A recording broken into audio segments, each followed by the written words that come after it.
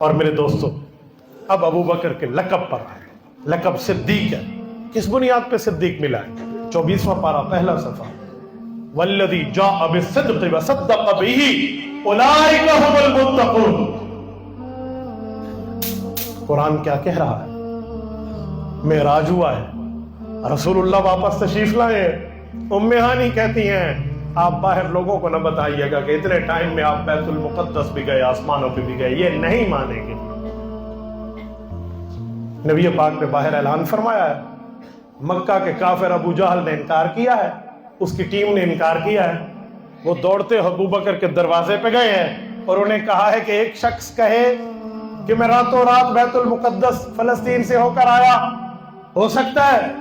اب ابو بکر ابھی جواب دینے لگے تھے کہ ایک کافر نے اگلی بات بھی کر دی، ہاں ساتھ وہ یہ بھی کہے کہ میں آسمانوں سے ہو کے آیا ہوں.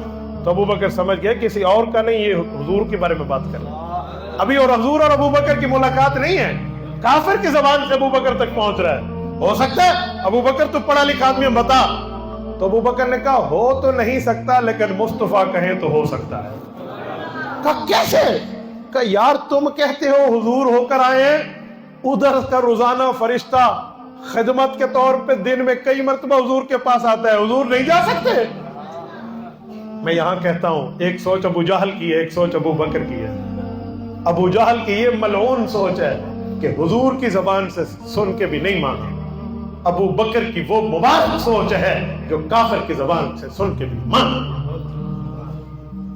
اسے قرآن کہتے ہیں والذی جاء بالصدق وصدق بہ اولئک هم المتقون. فرمایا جو سچ لے کر آیا، جس نے سچ کی تصدیق کی ہے، تقوی انہی میں بند ہے. اس لیے ابو بکر کو لقب ملا ہے صدیق.